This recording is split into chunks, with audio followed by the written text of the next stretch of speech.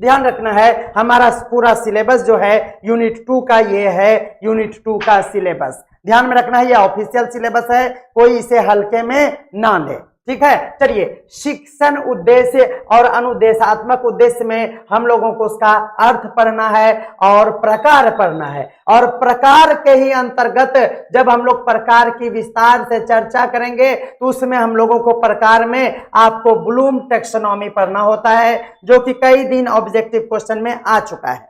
तो ध्यान में रखना है ब्लूम टैक्सोनॉमी पर कल डे 5 का क्लास होगा, और आज हम लोग ये सभी बातों को समझ लेंगे जो कि थोड़ा सा हल्का है, लेकिन आज देखिएगा उस हल्के में कितना ट्विस्ट हम लाए हैं और एग्जाम ओरिएंटेड है। देखिए, आज का टॉपिक है हमारा शिक्षण उद्देश्य, उसका अर्थ और प्रकार। दूसरा है हमारा अनुदेशात्मक उद्देश्य, उसके अर्थ और प्रकार। और ये जो आप देख रहे हैं ब्लूम टैक्सोनॉमी में ज्ञानात्मक, भावनात्मक और मनोदैहिक, ये कॉग्निटिव, अफेक्टिव और फिजिको साइकोमोटर, तो ध्यान में रखना है ये क्या है, ये कल की कक्षा का शेड्यूल है। तो चलिए हम लोग आ जाते हैं हम अपने मेन टॉपिक पर। ध्यान में रखना है कमेंट हम सबसे लास्ट में पढ़ेंगे बाद में, ठीक है ना। चलिए, शिक्षण उद्देश्य का अर्थ हम लोग देखते हैं, मीनिंग ऑफ टीचिंग ऑब्जेक्टिव।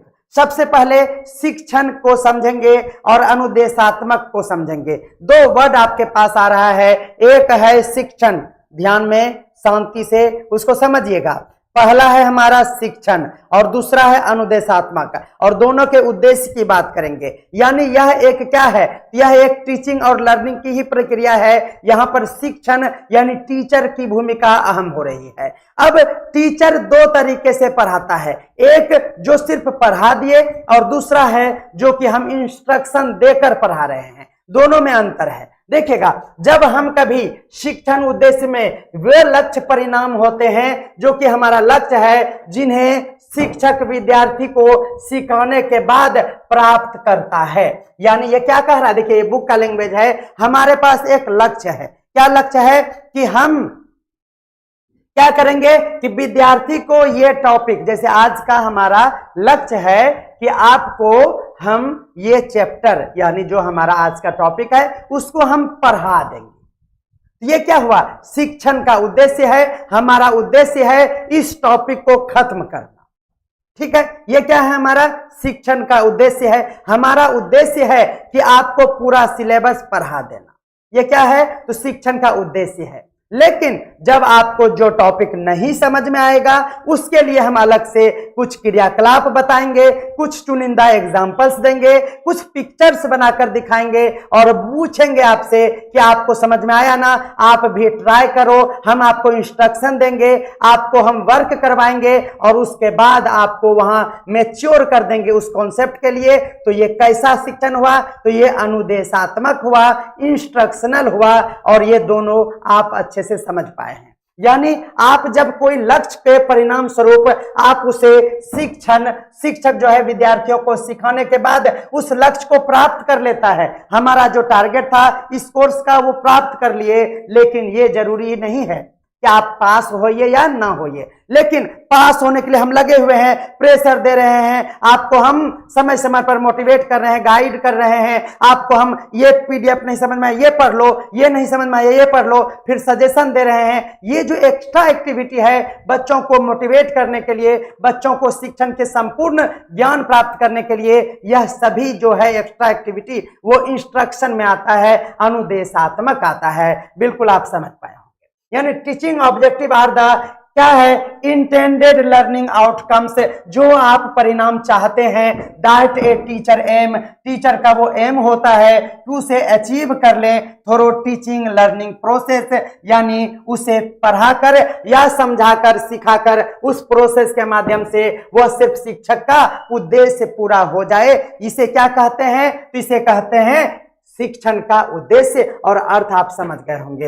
यह उद्देश्य स्पष्ट होता है कि विद्यार्थी कक्षा के अंत तक क्या जानेंगे, क्या समझेंगे और क्या कर सकेंगे। ध्यान में रखना है, शिक्षक का यही उद्देश्य है। हमारे दिल में है कि आप क्या सीख रहे हैं। हमारा दिल कहता है कि आज हम स्टूडेंट को ठग लिए, समझ में आ रहा है कि नहीं। हाँ, 1 घंटा तो आप कर लिए, लेकिन ऐसा ऑब्जेक्टिव कर रहा है कि आपको लगा कि धाओ ये सब चीज तो हम जान ही रहे थे, लेकिन कल का क्लास देखिए, कल का क्लास आपको लगा 1 घंटा पूरा दिमाग इंगेज था। तो ध्यान में रखना है वैसा शिक्षण होना चाहिए। और शिक्षण का उद्देश्य ही यही है कि अंत तक आप क्या जानेंगे ये शिक्षक को पता है, आप कितना समझे ये भी शिक्षक को पता है, और आगे इस पर आप क्या कर पाएंगे यह भी पता है रास सर को। इसे कहते हैं शिक्षण का उद्देश्य, आपको ध्यान में रखना है। चलिए, ये बातें आप स्पष्ट रूप से समझ गए। अब यहां पर देखिएगा, जैसे कि आप विद्यार्थी पौधों के लिए जीवन चक्र पढ़ रहा है, जीवन चक्र पढ़ रहा है, जीवन चक्र का थ्योरी दे दिए, सब चीज बता दिए। अब हमें लग रहा है कि आप नहीं समझे, तो उसके लिए हम एक डायग्राम बनाते हैं। तो डायग्राम बनाना हमारा इंस्ट्रक्शन के अंतर्गत आता है। चित्र के माध्यम से अगर हम किसी चीज को अच्छे से एक्सप्लेन कर रहे हैं तो यह अनुदेशात्मकता के अंतर्गत आएगा। आप अब इसे अच्छे से समझ चुके हैं।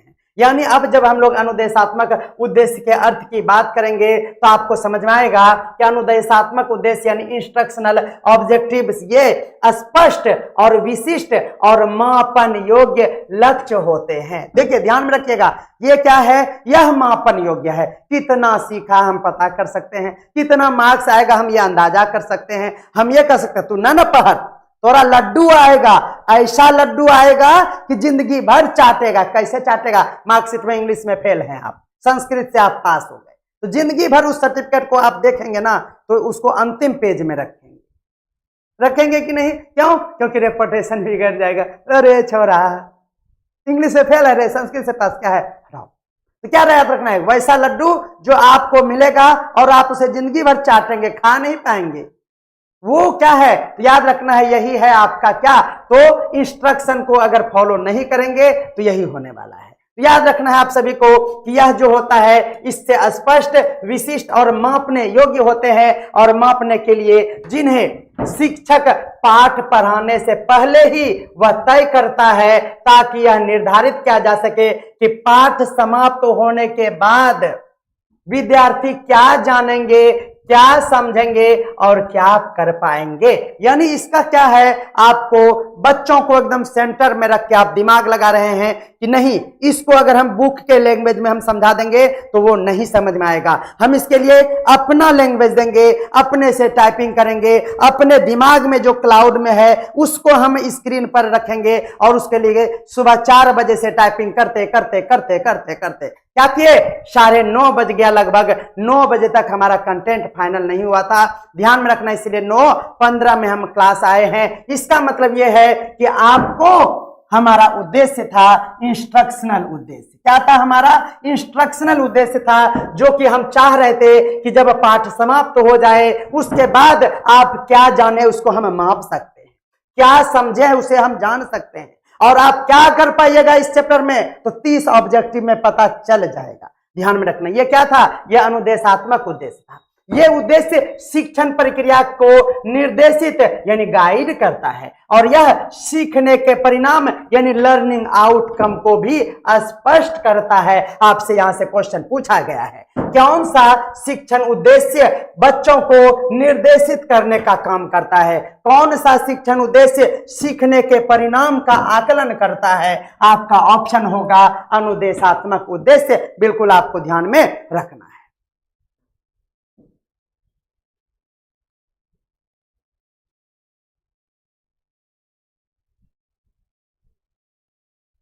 ठीक है, तो समझ में आ रहा होगा। चलिए, अनुदेशात्मक उद्देश्य जो है, अनुदेशात्मक उद्देश्य विशेष लक्ष्य के होते हैं, और यह बताता है कि विद्यार्थी किस विशेष व्यवहार में परिवर्तन लाएंगे। यानी इसको पढ़ने के बाद आपके व्यवहार में जो परिवर्तन होगा वह आपको हमें स्पष्ट पता चल जाता है इंस्ट्रक्शन के बाद। तो याद रखना है, इस पर विशेष डेफिनेशन दिया है, मनोवैज्ञानिकों ने इस पर अपना अपना डेफिनेशन दिया है। आज हम ब्लूम टैक्सोनॉमी नहीं पढ़ा रहे हैं, बल्कि ब्लूम साहब ने इस पर क्या कहा है इस मुद्दे पर ध्यान में रखना है। तो देखिएगा, बेंजामिन एस ब्लूम यानी जिसको हम लोग ब्लूम कहते हैं सीधा सीधी, उन्होंने कहा कि शैक्षणिक उद्देश्य यानी पहला वाला उद्देश्य पाठ्यक्रम, मूल्यांकन और शिक्षण विधियों की नींव प्रदान करता है।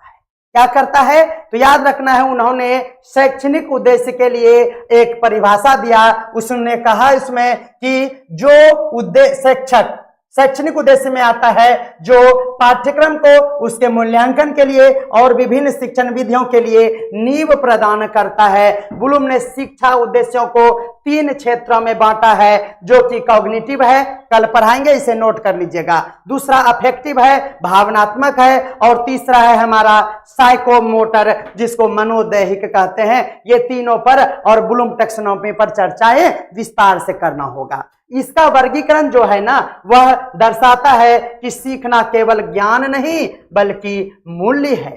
उसके दृष्टिकोण और उसके कौशल पर आधारित होता है हमारा कोई भी शिक्षण का कार्य। इस मॉडल में जो कि ब्लूम साहब ने दिया, वह इंस्ट्रक्शनल ऑब्जेक्टिव को भी व्यवस्थित करता है और उसे मापने के योग्य बनाता है। और आप सभी को पता है कि मॉडिफाई किया हुआ 2001 में ब्लूम टैक्सोनॉमी आया है, ध्यान में रखना। उसके बाद चलिएगा रॉबर्ट मेजर, दूसरा मनोवैज्ञानिक जिन्होंने शिक्षण उद्देश्य पर और अनुदेशात्मक उद्देश्य पर उन्होंने अपनी परिभाषाएं प्रस्तुत किया है। ध्यान में रखना है, रॉबर्ट मेजर ने कहा कि अनुदेशात्मक उद्देश्य, ध्यान में रखना है, यह स्पष्ट रूप से बताए कि विद्यार्थी शिक्षण के बाद क्या करेंगे और क्या करने में वो सक्षम होंगे, वह भी मापने योग्य भाषा में हो। यानी अगर हम किसी चीज को मापने योग्य शिक्षण प्रक्रिया को आगे बढ़ाते हैं तो यह हमारा इंस्ट्रक्शनल यानी अनुदेशात्मक उद्देश्य के अंतर्गत आता है। याद रखना है क्या, तो मेजर साहब यानी रॉबर्ट मेजर ने 3 प्रमुख तत्व यहां पर दिए हैं। जैसे कि आपको हमने बताया कि ब्लूम साहब ने आप सभी को दिया है क्या, देखिएगा हम आपको एकदम स्पष्ट रूप से समझाते हैं। ब्लूम ने दिया है पहले नंबर पर, लेकिन इधर मेजर ने भी दिया है, रॉबर्ट मेजर नहीं। तो ध्यान में रखना, आपके सिलेबस में जो है ना सिर्फ ब्लूम है, ध्यान में रखना है। इसीलिए हम लोग ब्लूम का टैक्सोनॉमी पढ़ेंगे और उसमें 1 नंबर में ये पढ़ेंगे, 2 में पढ़ेंगे और 3 में पढ़ेंगे। लेकिन हमारे सिलेबस में रॉबर्ट मेजर नहीं है, इसीलिए इसके डेफिनेशन को सिर्फ याद रखिए। और ये जो 3 प्रकार है इसको हम लोग विस्तार से नहीं पढ़ेंगे। अगर होता तो ये नाम उसमें सिलेबस में भी होता, और ये प्योर ऑथेंटिक सिलेबस है, आप किसी के बहकावे में मत आइए। तो ध्यान में रखना है, मेजर ने 3 मुख्य तत्व बताए हैं इस इंस्ट्रक्शनल एजुकेशन के लिए। पहला है हमारा परफॉर्मेंस, कि कौन सा कार्य करेगा, कंडीशन किन परिस्थिति में करेगा, और क्राइटेरिया किसे कैसे इसको आंका जाएगा। इस दृष्टिकोण में मूल्यांकन योग्य उद्देश्यों की रचना स्पष्ट दिशा में दी जा सकती है। अब देखिएगा, अब आपको ध्यान में रखना है कि थॉर्नडाइक साहब ने भी इस पर अपनी परिभाषाएं प्रस्तुत की है। तो एडवर्ड थॉर्नडाइक ने कहा कि अधिगम इंद्रिय अनुभवों और प्रतिक्रियाओं के बीच संबंध बनाने की प्रक्रिया है, ठीक है। और थॉर्नडाइक ने अपने लॉ ऑफ इफेक्ट, ध्यान में रखना है, आपको जब ये टॉपिक पढ़ा रहे हैं अनुदेशात्मक और शिक्षण, तो यहां पर ध्यान में रखना है कि थॉर्नडाइक ने इससे संबंधित लॉ बताया है, वह है हमारा लॉ ऑफ इफेक्ट, जिसको प्रभाव का नियम कहते हैं। जिन प्रतिक्रियाओं के साथ सुखद अनुभव जुड़ा हुआ हो वे सीखने में सुदृढ़ हो जाती है। सुखद अनुभव मतलब माथा का दही बारा जिसमें ना हो, वो क्या होता है, वही सबसे अच्छा अधिगम प्रक्रिया होता है। शिक्षण उद्देश्य उसी से पूरा होता है। देखिएगा, जब व्यवहारिक उद्देश्य यानी बिहेवियरल ऑब्जेक्टिव्स की आवश्यकता हो तो इस बात को ध्यान में रखना है, यानी थॉर्नडाइक के सिद्धांत से आपको कोरिलेट करना है। पहला बिहेवियरल ऑब्जेक्टिव्स और दूसरा लॉ ऑफ इफेक्ट्स, और आपको ये सब किससे संबंधित है, तो बोथ यानी आपको शिक्षण से भी और अनुदेशात्मक दोनों उद्देश्य से यह संबंधित है, बिल्कुल ध्यान में रखना है।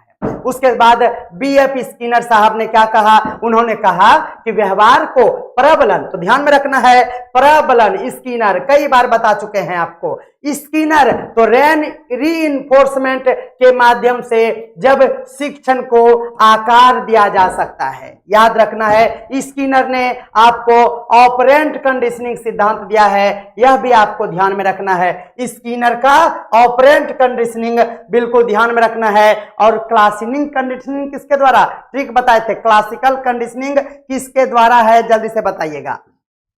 तो स्किनर के ऑपरेंट कंडीशनिंग सिद्धांत से यह स्पष्ट होता है कि छात्र के व्यवहार में परिवर्तन लाने के लिए उसका स्पष्ट उद्देश्य और सकारात्मक प्रतिक्रिया की आवश्यकता होती है। और यह उद्देश्य जो है वह दो प्रकार का हो जाएगा, जिसको हम लोग पहला कहेंगे शिक्षण उद्देश्य और दूसरा कहेंगे क्या, तो अनुदेशात्मक उद्देश्य। बिल्कुल आपको दो बातें ध्यान में रखना है। इसलिए यहाँ इंस्ट्रक्शनल ऑब्जेक्टिव्स, जिसको अनुदेशात्मक उद्देश्य कहते हैं, को अवलोकनीय और क्रियात्मक होना चाहिए। यानी आपको ध्यान में रखना है, अनुदेशात्मक उद्देश्य पर स्किनर साहब ने विशेष बल दिया। इसी तरह से थॉर्नडाइक ने भी बिहेवियर के लिए दिया, ये याद रखिएगा। मेजर ने क्या दिया, अनुदेशात्मक दिया, याद रखिएगा। ब्लूम ने क्या कहा, तो याद रखना है, इन्होंने शैक्षणिक उद्देश्य को पहले बताया। इस तरह से आपको एक एक करके याद रखना होगा। उसके बाद हमारे जॉन डीवी साहब, चूंकि आपको पता होना चाहिए, जॉन डीवी जो है उन्होंने क्या कहा, शिक्षा, याद रखना है, शिक्षा जीवन की तैयारी नहीं बल्कि स्वयं ही जीवन है। जल्दी से याद कर लीजिए, जॉन डीवी, जॉन डूबने, क्यों, क्योंकि उन्होंने कहा कि यह जीवन की तैयारी नहीं, यानी जीवन नहीं बल्कि स्वयं ही जीवन है। तो डूब जाइएगा जीवन के चक्कर में। याद रखना है इस डेफिनेशन को जॉन डूबे के लिए। ड्यूबे ने याद रखना है अनुभवात्मक दृष्टिकोण, यानी एक्सपेरिमेंटल लर्निंग कहता है कि शिक्षण उद्देश्य वास्तविक जीवन के अनुभवों से जुड़े होते हैं। शिक्षण प्रक्रिया को विद्यार्थी केंद्रित बनाना जॉन डीवे की प्रमुख सोच थी, जिसमें उद्देश्य अधिक सार्थक और जीवंत होता है। और यही उद्देश्य हमारे दो तरह से आते हैं, जो कि आज का टॉपिक है। तो बिल्कुल आपको समझ में आ गया होगा क्या, तो शिक्षा जीवन की तैयारी नहीं बल्कि स्वयं ही जीवन है। यह कथन किसका है, आपसे पूछा जाता है, जॉन डीवी साहब का। बिल्कुल ध्यान में रखना है।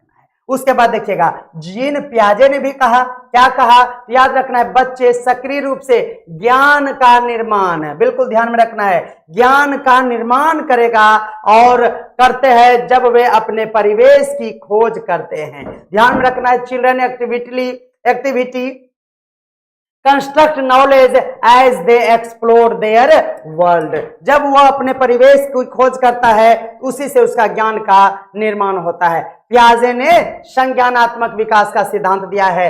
पियाजे ने प्याज और सॉस से सलाद, बिल्कुल ध्यान में रखना है, के अनुसार उद्देश्य, यही दो उद्देश्य को विद्यार्थी की आयु और मानसिक स्तर के अनुसार बनाया जाना चाहिए। इसे सीखने में स्वाभाविक रुचि भी होती है और उसकी संलग्नता, यानी उसमें इंगेजमेंट भी बढ़ता है बच्चों का। इसीलिए उन्होंने कहा कि यह क्या होना चाहिए, सीखने का प्रक्रिया बिल्कुल स्वाभाविक होना चाहिए, जिससे कि उसकी संलग्नता बढ़ेगी। ध्यान रखें, यानी हम लोगों ने दोनों को बेहतरीन तरीके से समझ लिया, मनोवैज्ञानिक तरीके से भी, उसके परिभाषा को भी। अब हम लोग पहले दोनों में कंपेयर कर लेते हैं, उसके बाद हम लोग उसके प्रकार को भी देखेंगे, जो कि आज का टॉपिक का लास्ट टॉपिक है। प्रकार भी हम लोगों को देखना है। देखिएगा, शिक्षण उद्देश्य और अनुदेशात्मक उद्देश्य में अंतर बताइएगा।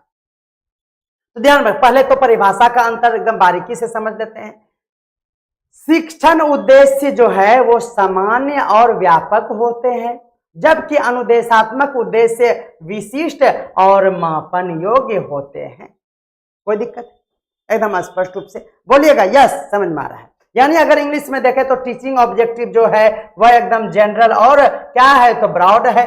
लेकिन अगर हम लोग इंस्ट्रक्शनल ऑब्जेक्टिव की बात करें तो इंग्लिश में उसके लिए, विशिष्ट के लिए स्पेसिफिक और मापन योग्य, मेजरेबल है। बिल्कुल आपको ध्यान। पहले बात, अगर हम लोग शिक्षण उद्देश्य और अनुदेशात्मक उद्देश्य के अंतर की बात करें कि इसमें कौन केंद्र में होता है, तो ध्यान में रखना है, शिक्षण उद्देश्य में शिक्षक केंद्रित होता है। ध्यान में रखना है, क्योंकि शिक्षक को सोचना है कि हमें सिलेबस खत्म करना, ठीक है, बच्चा भार में जाए। समझ में आ रहा है ना, बिल्कुल। लेकिन अनुदेशात्मक में विद्यार्थी केंद्र में होता है। विद्यार्थी के नीड, उसके माइंड को, उसके हर मनोदशा को सेटिस्फाइड करना हमारा उद्देश्य होता है इंस्ट्रक्शनल लर्निंग में, इंस्ट्रक्शन टीचिंग में। ध्यान में रखना है, यानी अनुदेशात्मक में विद्यार्थी केंद्रित होगा और शिक्षण उद्देश्य में शिक्षक केंद्रित होगा। टीचिंग ऑब्जेक्टिव में आपको टीचर सेंटर ध्यान रखना है और इंस्ट्रक्शनल में आपको लर्नर सेंटर्ड ध्यान में रखना है। दोनों में अंतर भी अब समझ गया। इसके नेचर की बात करते हैं, प्रकृति की बात करते हैं। प्रकृति की अगर बात करेंगे तो शिक्षण उद्देश्य दीर्घकालिक और व्यापक होते हैं, जबकि अनुदेशात्मक उद्देश्य तो तुरंत एक तो फोटो बनवाए और बच्चा बोले सर मजा आ गया, सास पुत्र होला एग्जांपल दिए, हाँ अब तो सब समझ में आ गया। ये क्या हो गया, यह एक अल्पकालिक और संकीर्ण होता है इंस्ट्रक्शनल, जो कि लॉन्ग टर्म चलने वाला ब्रॉड हो वह हमारा टीचिंग ऑब्जेक्टिव होगा और शॉर्ट टर्म के साथ नैरो कॉन्सेप्ट देता है हमारा इंस्ट्रक्शनल। बिल्कुल ध्यान में रखना है। अब इसमें भाषा की शैली में अंतर अगर देखें तो ध्यान में रखना है, शिक्षण का उद्देश्य अमूर्त होता है। अमूर्त हम लोग को समझ में नहीं आता था, जिस समय बीएड करते थे तो अमूर्त और मूर्त समझ में नहीं आता था। अमूर्त मतलब अ लगा हुआ है, अब्स्ट्रैक्ट है, यानी जिसको सिर्फ आप फील कर सकते हैं, छू छा नहीं कर सकते हैं, वो अमूर्त है। मूर्ति को छू लीजिएगा और अमूर्ति मूर्ति है ये नहीं है, कपार छुइएगा। इसलिए ध्यान में रखना है, अमूर्त जो है वो एब्स्ट्रैक्ट नाउन है, भाववाचक है, ध्यान में रखना है। यानी अमूर्त मतलब एब्स्ट्रैक्ट, ओ से अमूर्त और ओ से एब्स्ट्रैक्ट आपको ध्यान में रखना है। ये अमूर्त ना जिंदगी भर रुलाएगा आपको, ठीक है। तो शिक्षण का उद्देश्य अमूर्त और सामान्य शब्दों में होते हैं, जबकि अनुदेशात्मक उद्देश्य जो है वह कार्य है। बिल्कुल कार्य है कि नहीं, एकदम अच्छे से समझ में आ गया होगा, कार्य है कि नहीं। हाँ, ये हमारा कार्य ही तो है, हमारा काम है कि आपको हम अच्छे से हंसा खिला के प्यार दुलार से आपको पढ़ाएंगे, एक्स्ट्रा बातें भी थोड़ा थोड़ा बताएंगे। ये क्या है, यह हमारा क्रियात्मक है और इसमें स्पष्ट शब्द होता है, ध्यान में रखना है। स्पष्ट शब्दों में इसे पढ़ाया जाता है, एक्शन बेस्ड होते हैं और इसमें क्लियर टर्म भी होता है। भाषा शैली भी आप अच्छे से समझ गए। अब इसको जब ये मापने योग्य होता है तो किस तरह से मापेंगे देखिएगा, तो ध्यान में रखना है, मापन क्षमता में अंतर देख लीजिए। शिक्षण उद्देश्य को मापेंगे नहीं मापेंगे, लेकिन अनुदेशात्मक तो मापने के लिए ही बना है और आसानी से माप सकते। Difficult to measure, not measure नहीं कर सकेंगे, मेजर तो कर ही सकते हैं लेकिन डिफिकल्ट है, जबकि इजी में हम लोग इसको मेजर कर सकते हैं इंस्ट्रक्शन।